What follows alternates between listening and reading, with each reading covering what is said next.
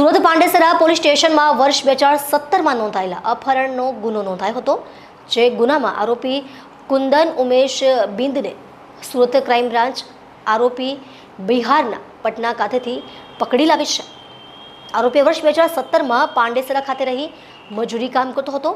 તે દરમિયાન તેણે ફરિયાદીની સગીર વયની દીકરી સાથે પ્રેમ સંબંધ બાંધી તેનું અપહરણ કરી ફરાર થઈ ગયો હતો, જેથી આરોપી પોલીસથી બચવા છેલ્લા 18 વર્ષથી નાસ્તો ફરતો હતો। સુરત શહેર ક્રાઇમ બ્રાન્ચે 2017માં પાંડેસરા પોલીસ સ્ટેશનમાં નોંધાયેલા અપહરણના ગુનામાં છેલ્લા 8 વર્ષથી વોન્ટેડ આરોપીને બિહારના પટનાથી ઝડપી પાડ્યો છે।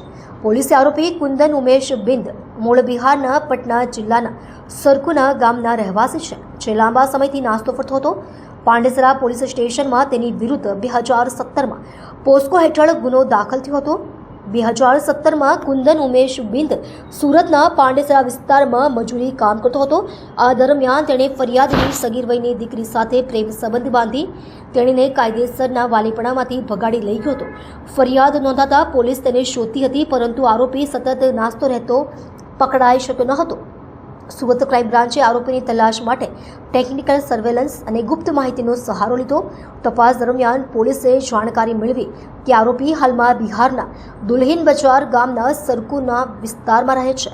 પોલીસ ટીમે જ્યાં રેડ કરીને આરોપી કુંદન ઉમેશ બિંદને ઝડપી પાડ્યો અને હવે તેને પાંડેસરા પોલીસ સ્ટેશને સોંપવાની કાર્યવાહી ચાલી રહી છે।